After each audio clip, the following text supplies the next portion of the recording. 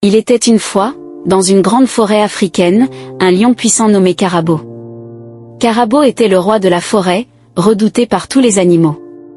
Sa force et son rugissement faisaient trembler même les arbres les plus robustes. Mais malgré sa puissance, Karabo était arrogant et méprisait les autres créatures, qu'il considérait comme inférieures. Un jour, alors qu'il se promenait dans la forêt, Karabo rencontra un petit oiseau nommé Nia.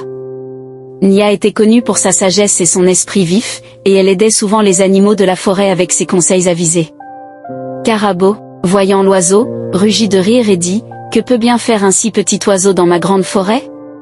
Tu es insignifiante, Nia, et tu ne peux rien m'apprendre. » Nia, avec son calme habituel, répondit « Au grand Karabo, même les plus petits ont des leçons à partager. Ne sous-estime jamais la sagesse des autres, car elle pourrait un jour te sauver. » Le lion, amusé, dit « Très bien, petite Nia, je te mets au défi.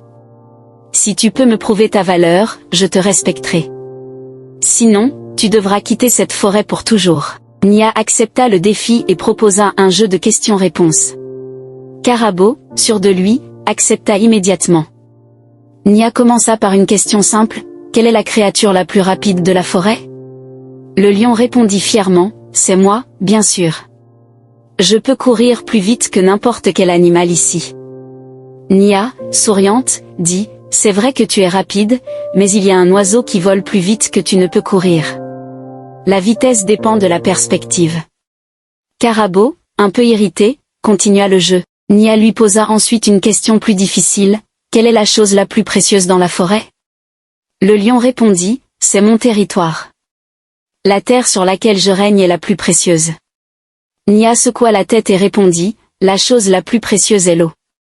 Sans eau, ta terre serait stérile et nous mourrions tous de soif. » Karabo commençait à perdre patience, mais il ne voulait pas admettre sa défaite. Finalement, Nia posa une dernière question, « Quelle est la plus grande force d'un roi ?» Le lion rugit, « Ma force physique et mon pouvoir. » Nia répondit calmement, « Non, Karabo. La plus grande force d'un roi est sa sagesse et sa capacité à protéger et à écouter ses sujets.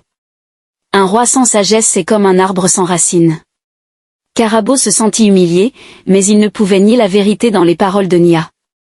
Il réalisa qu'il avait beaucoup à apprendre. Avec humilité, il s'inclina devant l'oiseau et dit, « Tu m'as prouvé ta valeur, Nia. Je te respecte et je te demande de m'enseigner la sagesse. » Nia, avec un sourire, accepta et devint la conseillère du lion. Sous sa guidance, Karabo devint un roi juste et sage, aimé par tous les animaux de la forêt.